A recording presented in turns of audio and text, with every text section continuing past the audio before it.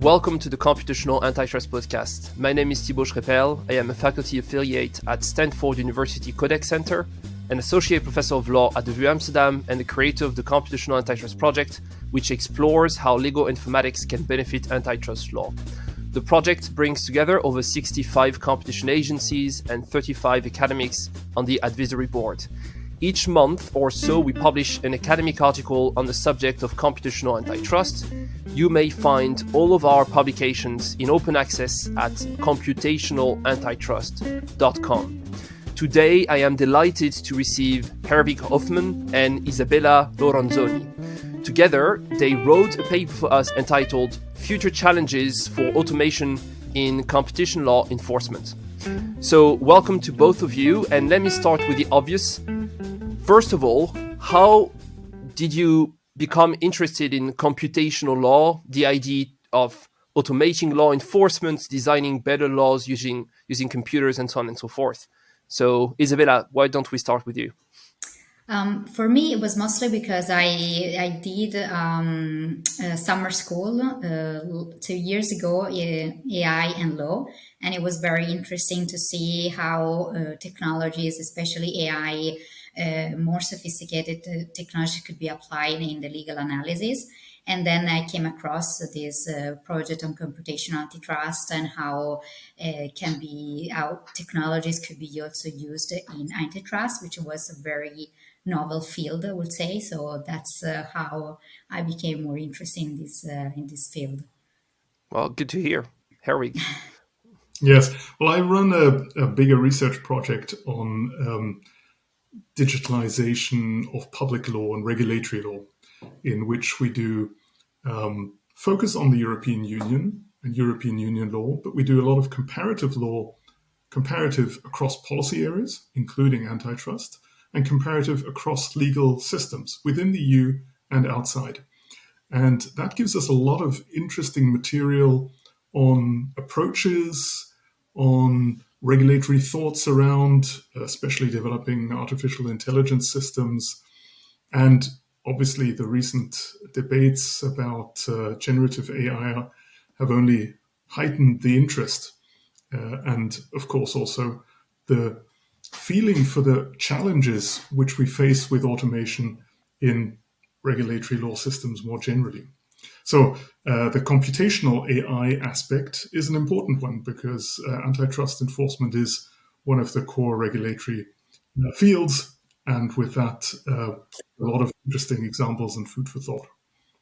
So let me actually follow up on that. How do you both personally feel when it comes to, I mean, not ChatGPT specifically, but those large language models, and your role as a researcher? Do you feel that it's exciting, but also put some pressure on you? Do you wake up, at night thinking that, oh, I should write about this or that, or are you more, laid back and waiting to see what's coming your way? What's your initial reaction to all that?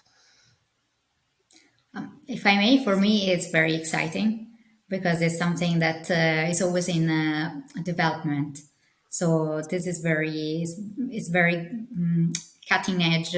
This new technologies also gives you the possibility to draft legal text, perhaps, and so forth. So, but of course, there are also challenges, and there is a lot of talk about privacy, for example, from the Italian authority of data protection and so on. So then, of course, it's also a field of research and to monitor as well. Yeah, But it's I saw exciting. that ChatGPT is back in Italy as well, but so no Yeah. FOMO, right, for you, fear of missing out. What about you, Eric? Well, I think it's definitely increased the speed of development. And that is in itself always interesting. But of course, to your initial question, does it keep me up at night? Well, insofar as speed of development in reality is always faster than we legal academics can actually follow up on. Our role, however, is to take the one step back and observe and assess things with hopefully a little more depth than people at the forefront of daily developments can do. And in that sense, you'll see also when we discuss the paper, in my view, we have a lot of depth of concepts, of principles, of values, which we can bring to the table to address regulatory questions, also in context of use of AI and also newer types of AI systems, which in the hype about novelty and new developments gets quickly forgotten and thrown overboard. So we have a lot of richness, and I think we have every reason to be very optimistic that with the proper use of these tools, the possibilities and options arising from new technologies can be used, and their risks or their potential downsides can be controlled. And as Isabella mentioned, actually, we may also want to use those tools, right? So that we can catch up a little bit with the time for technology. Now, as equally exciting as ChatGPT, I would argue, your article. Here again, to take a step back and get a sense of the main message of your paper, could you please, in 1 minute or two, summarize the main findings and the core message of what you wrote for us?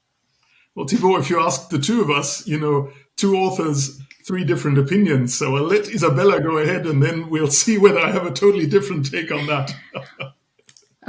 So I would say that the main message of our article is, first of all, to see where AI systems, machine learning systems, and in general new technologies could be used in antitrust enforcement. So which phases of antitrust can be automated by the use of this new technology. And but then, of course, this is to encourage, from one side, competition authorities to experiment on the use of AI, machine learning, and so on, to enhance efficiency, for instance, to be able to detect more anti-competitive behaviors and so on. But on the other hand, there is the side of challenges that need to be taken into consideration, that are the procedural rights that need to be respected, for example. And this is, of course, it's a new field when it comes to computational tools that may be used by competition authorities in different enforcement phases. And one main challenge is, of course, the problem of explainability of certain tools that is connected with the reasoning of a decision. And also the problem as well of automation bias that has been approached also in our paper. And therefore, this is a little bit to understand the benefits and also the main challenges of these new technologies applied in competition law enforcement. What I should mention already is that what I like very much in your approach is that you are dealing with some of the issues that we see across computational law and explains how this impacts antitrust agencies, and also with some very specific issues, right, related to what we do in antitrust. And I think you manage very well to come across all of those challenges and try to bend them all together. But so indeed, let's see if, Eric, you agree with this analysis of your own publication together with Isabella. Absolutely. No, Isabella is completely right. But the origin of the paper was both a research which Isabella was conducting into the use of modern technologies, AI technologies, by antitrust authorities, and a projection of where that is going to move, and marrying that with the idea of, when we look at what's going on and what can be developed out of discussions with the experts, what are the public law questions which come up? Because we're talking about public enforcement, not so much about private enforcement, but basically public enforcement. So in that sense, as you had already mentioned, we split up a type of public enforcement procedure into phases. So the agenda setting and initiation phase, and split that away from an investigation phase of looking into antitrust, and finally verification and enforcement. And it turns out that in each of these phases, different legal principles and different challenges arise. But it also interestingly turns out that, when people talk about automated decision making, they often have in mind a kind of fully automated approach where the machine takes an issue and takes it all the way to decision making. And that's just not the case. We see semi-automated decision making. That means where the technology is used in individual phases. And therefore, one of the big take-home messages is that the interfaces between humans and machine, or between the machine and databases and so on, are very important. But we'll explain that further in our discussions, I think. Well, that makes me think of a subject I was teaching actually yesterday to some of my students in France, where we studied reinforcement learning and deep learning. And I was explaining that you may ask the machine to cluster information into 2, 3, 4, 5 different groups. And then you may have, to some degree, the black box issues that we will talk about.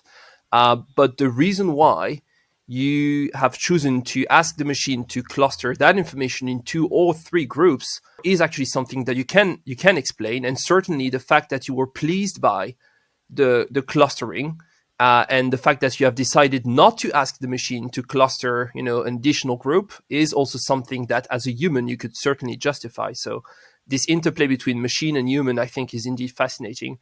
Now back to your article and to discuss the substantial part. As you already mentioned, you are going through what you call the initiation phase, meaning the use of computational tools to set the enforcement agenda and to detect practices. Next, you move on to the investigation phase, and that is followed by the decision-making and the monitoring phase.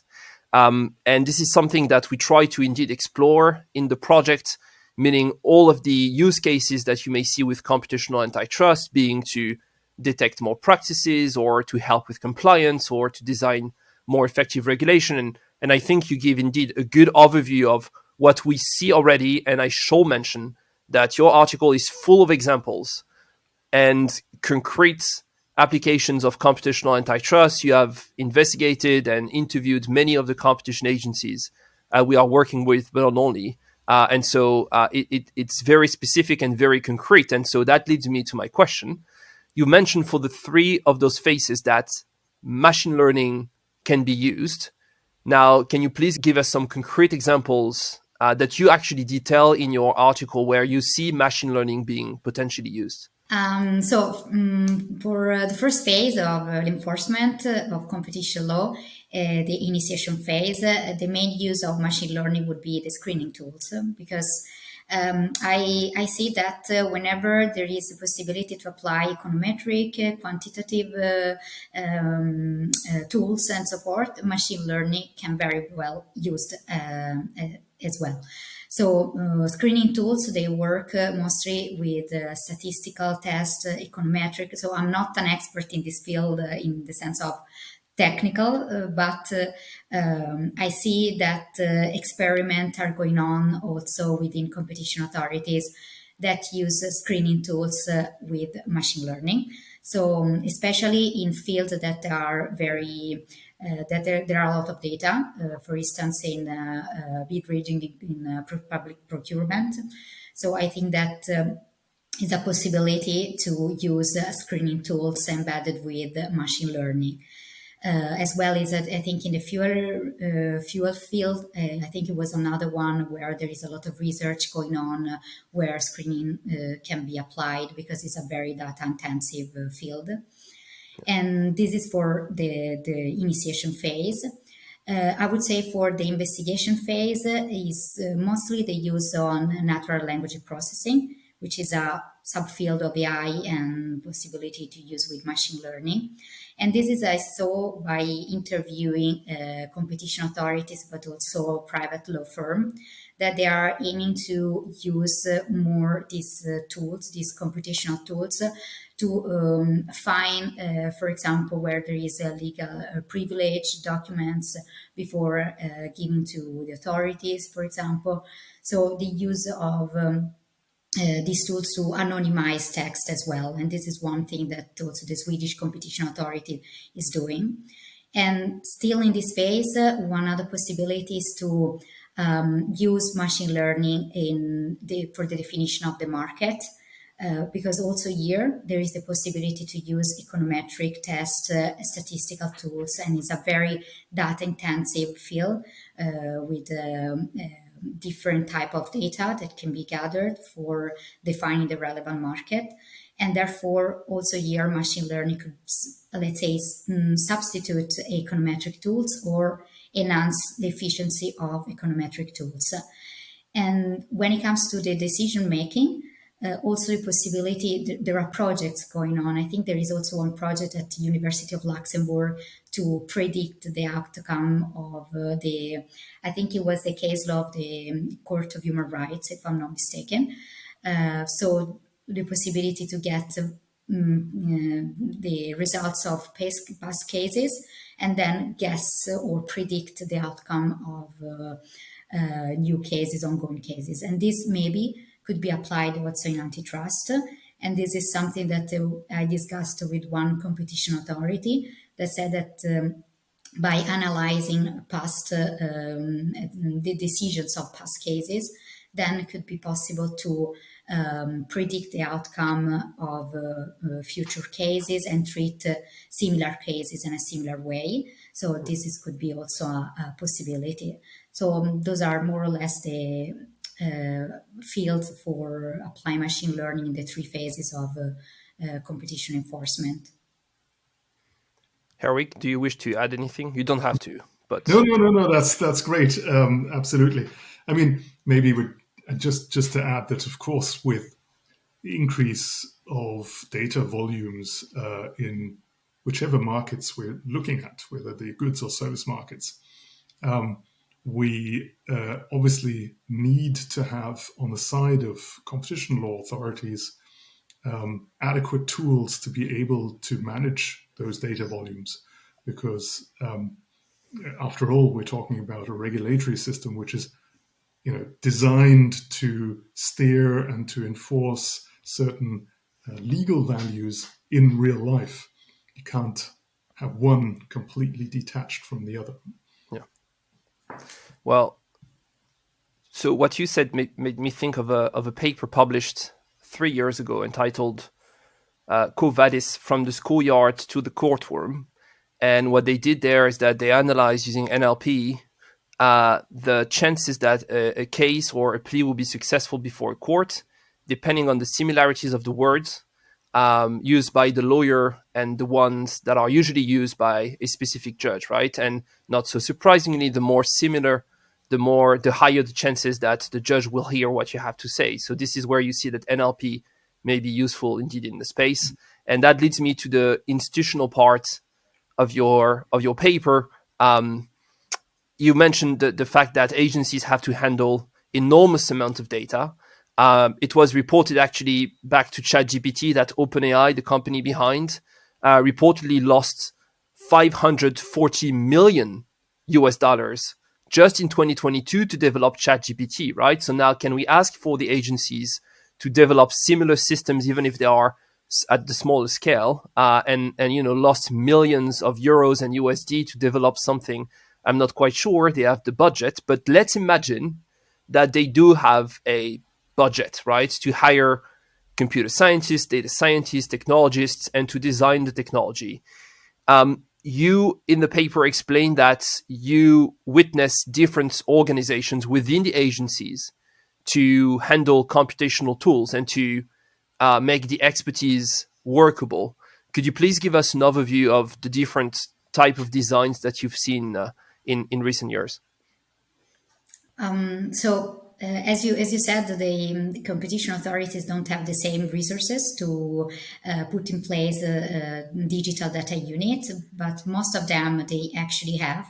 And there is a different level of technology inside competition authorities, to my knowledge and my understanding. So this is from doing simple tasks and help case handlers in their everyday tasks. This is, of course, for enhance efficiency internally at the competition authorities. But there are also projects that they are trying to also detect potential anti-competitive behaviors.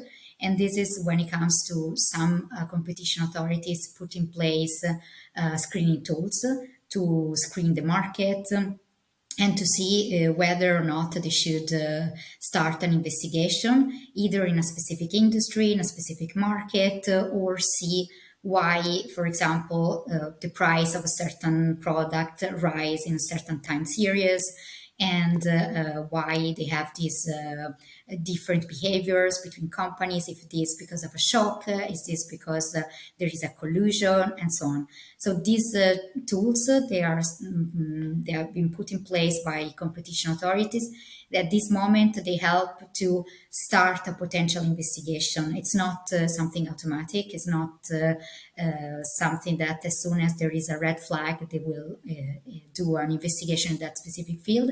But of course, it helps to direct the resources, so to maybe focus on a certain area, a certain market, and not another one.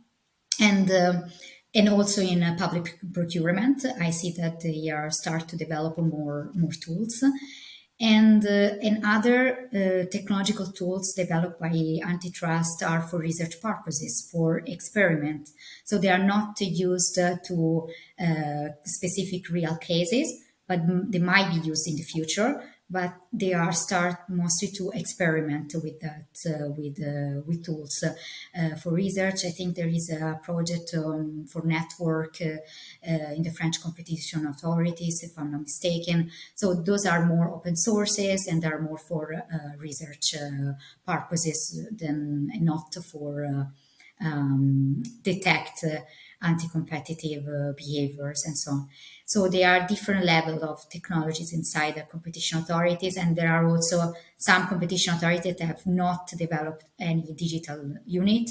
They are maybe acquiring IT expertise to help to see what to do with that, with all data and so on for the future. So I see that it's still a little bit at the beginning, but they are all moving towards having more computational tools and digital units.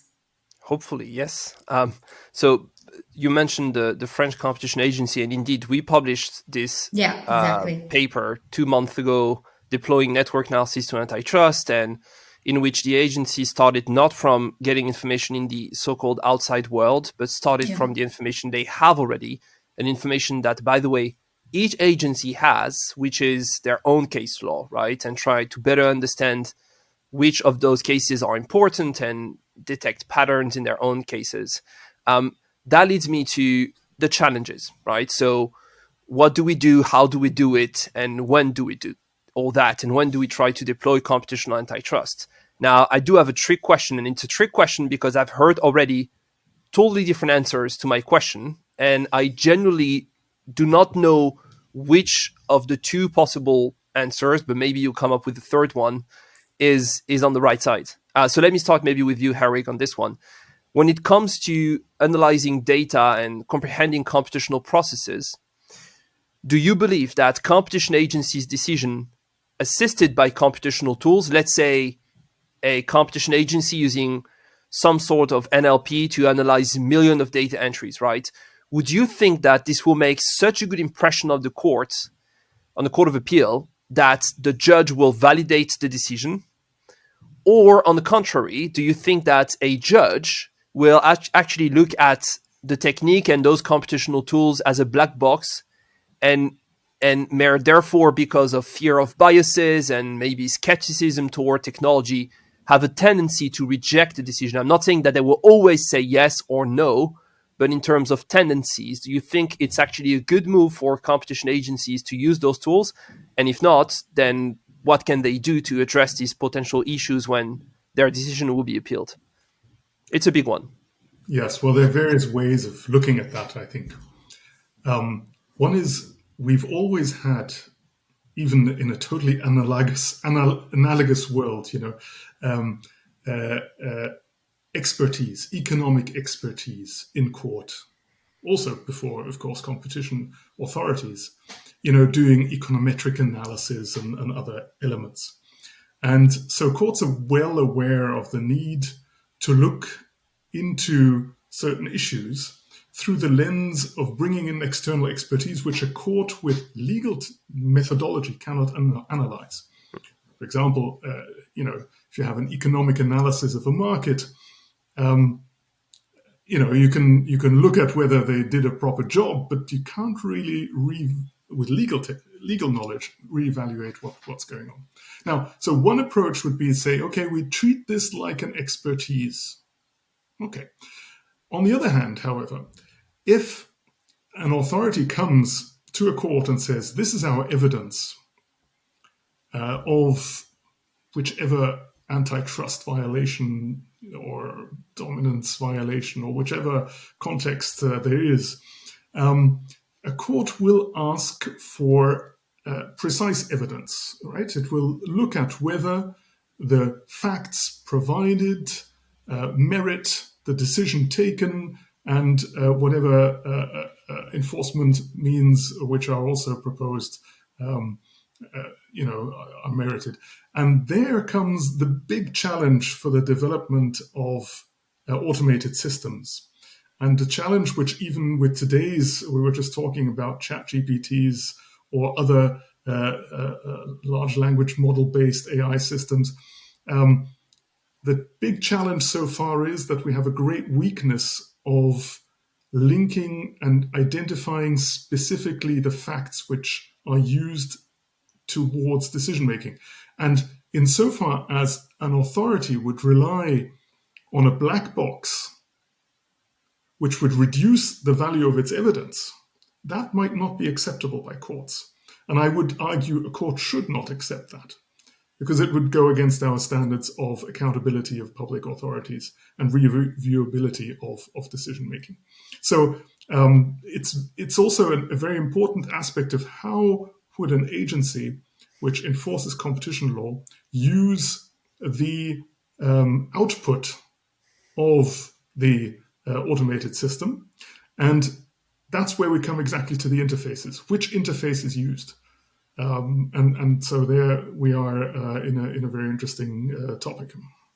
Indeed, and one issue that we identified a couple of months ago is in one of our publications is that if you have on the one hand computable evidence on the table, right? So some sort of analysis based on prices that you computed using millions of data entries. And on the other end, something that is more qualitative, right? So the quality of a product, the quality of an innovation. Then how do you balance the two, and how do you make sure that the agencies and the courts will not always discard the one that is not computable, right? So that might be interesting. Let me ask a follow-up question maybe to both of you. When do you think we will be ready to draft some guidelines for, let's say, antitrust agencies when it comes to which type of evidence, computable evidence, is admissible in the agency? Do you think we could do that now, or is it too soon because we need more understanding of the tech and the AI black box and so on and so forth? Well, there are two questions. There's the admissible evidence and analysis of markets and of behavior and so on. And there's the required level, because I don't think we can set out guidelines which technology should be used. Technology is developing fast enough, unfortunately so. So I think all of these approaches should be technology neutral, and the best possible approach for each specific case should be applied. Obviously, when you analyze Amazon's market behavior with huge amounts of data points, it would be different than if you look at a producer of spacecrafts, which have very few products and therefore maybe other challenges. So I think that's not the issue. But what we really need to look at is, first, in the age where it's possible to do large amount of data analysis and have huge amount of data points analyzed, And if you draw conclusions in these markets, it might even be a requirement nowadays, at least. And there I'm going back to our starting point of our analysis, which is European Union public law. There's a strong case law developing requiring regulatory authorities, when they bring a case and when it's reviewed before court, to have shown that there was a full and impartial analysis of all relevant facts of the case prior to decision making. Now, it will be hard in future to say by an authority that we've done the full and impartial analysis of a very complex data-driven market if you can't show that you've actually tried to use the tools capable of analyzing these huge amounts of data points. So in that sense, there might be a drive to an obligation for authorities to use these kind of technologies. On the other hand, as I already mentioned, it depends on how you introduce the results into a decision and how you make sure that there is not a black box issue, but there's an analysis of markets. And obviously, we can always dispute about whether that analysis is correct or incorrect, or should have taken into account also elements B, C, and D, and not just E and F, and so on. This is usual questioning. But then to show how these results led to a certain decision and how to prove that that in combination with legal analysis and discretionary elements of decision making have been properly used. On that subject, and indeed, I want to discuss with you the other side of the coin, right? So we often focus on what the agencies can do, but there is also the right of defense aspect. You do explore the EU case law. I give the reference. You specifically analyze one case. It's 225 and 226/19 of the Court of Justice in the European Union. And what you highlight is that according to this decision, a decision reasoning, let's say the one of a competition agency, must enable a person, let's say a company, to, and I quote, ascertain the reasons upon which the decision taken in relation to him or her or the company is based, right? And then you go on to say that Article 12 of the AI Act, just a draft, we'll see if, it might be Article 25 in the future, but as it stands, Article 12 of the AI Act provides some elements to give people a right to an explanation when the state, the government, is indeed using AI. But you say it's not sufficient. This article is not actually going far enough to cover or to reach the threshold of what we need to indeed comply with the Court of Justice reasoning. So could you please explain maybe first what Article 12 is saying, and then why do you think we should go a step further when it comes to indeed giving the people the right to understand the decisions taken against them when AI is involved? Maybe I'll go in. This links to a bigger debate about transparency of AI. And this debate, of course, is going on for a while. Initially, most analysis of the transparency of AI in the debate were saying, listen, we need to understand how the system computes input towards output. So we want to understand how it really works. That has gotten to limits very quickly because we don't only have to look at the latest generation of AI systems based on large language models, but already very complex machine learning systems developed beforehand. Yeah. That it's not necessarily clear when you understand how the software works, whether you would understand how an individual decision is taken. But we really have to distinguish those two levels of transparency. A bit, if you want to take it to the extreme, like a model, if I understand how an officer's brain works in an antitrust agency, I still haven't understood how this individual officer has taken a decision, right? So not to say that AI is on the level of an individual's brain yet, but just for the analogy of comparison. So Article 12 of the Draft AI Act of the European Union lays down a series of requirements for AI systems to keep record of the steps in order to ensure traceability. Our argument is that actually one would have to go much further, because it's really important to have the relation between the data and the data sources and the individual decision. Mm. It isn't that important how that calculation was made from software side, but it's very important on the individual decision level to see which information was taken into account, which information was discarded as non-relevant, and which then of the information taken into account has led to a specific decision and has influenced that decision, and whether the decision at the end of the day can actually be based on the information taken into account. Because that's another issue. If you can have a wonderful data collection, and you can have a lot of analysis of that data, but if your decision can't be justified with the basis of that data, it might be challengeable. So the very important parts are actually the traceability, not just of decision making in general, but of an individual decision with relation to the information. And I think there lie a lot of challenges for the development of today's AI systems, and specifically of regulatory AI systems, because those are the weaknesses, if you want to pinpoint some of them, but definitely those are amongst the chief weaknesses of today's software. Yeah, we may have a few weaknesses here to address. Let me finish here with the final question. I do ask all of my guests some bonus questions, and I have a couple of those questions, but it was very obvious for me which one to choose here, especially because, Isabella, you are currently writing your PhD on the subject of computational antitrust, right? So the question is, what would be considered a success for the field of computational antitrust in 5 years? And the reason why the question is obvious is that you may have some stake in the games, right? So maybe we'll start with you. What would be a success for computational antitrust? So it's a tricky question in the sense that it's hard to think in 5 years in terms of technology, because as you said before, they develop all the time and so forth.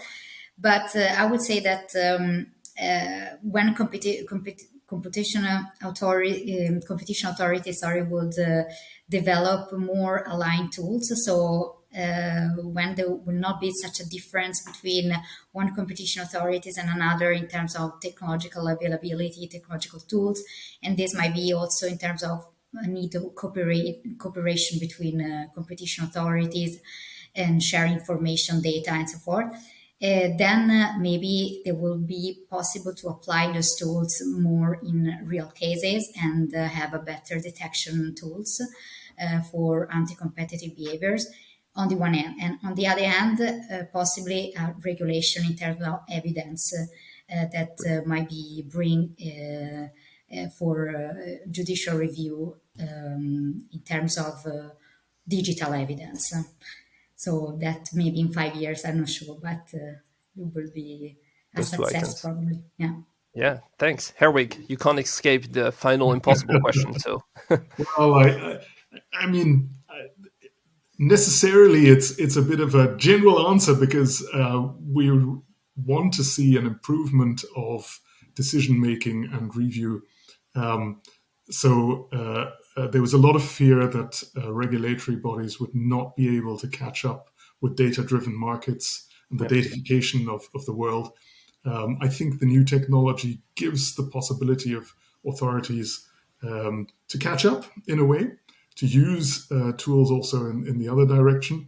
Of course, it's always a balancing. We know mass surveillance by the public authorities is something we in democratic societies try to avoid and do not like and challenge. But on the other hand, of course, we need to have a proper regulation of digitalized markets for the benefit not just of society, not just of competition goals, but also of democracy and more generally, and free debate. So that's something which I'd very much like to see, a good balance between the public and the private possibilities here. yeah, thanks a lot. That makes me think of a final article that we published, one of our very first, authored by Robert Mahari, Sandro Lira, and Alex Pentland, in which they discussed real-time regulation, right? So maybe trying to align the time for law and the time for technology. So you can access this paper on our website, computationalantitrust.com. Let me take just a second to say that we are organizing a conference at the OECD on June 15. This will be live streamed. I'll put the link for all of you to register in the description to this episode of the podcast. And on that good note, Eric and Isabella, thank you so very much for a great paper, great discussion. And I hope to see you soon, maybe in person one day. So take care of yourself, and if you can, someone else too. Bye-bye. Thank you very much. Thank you very much.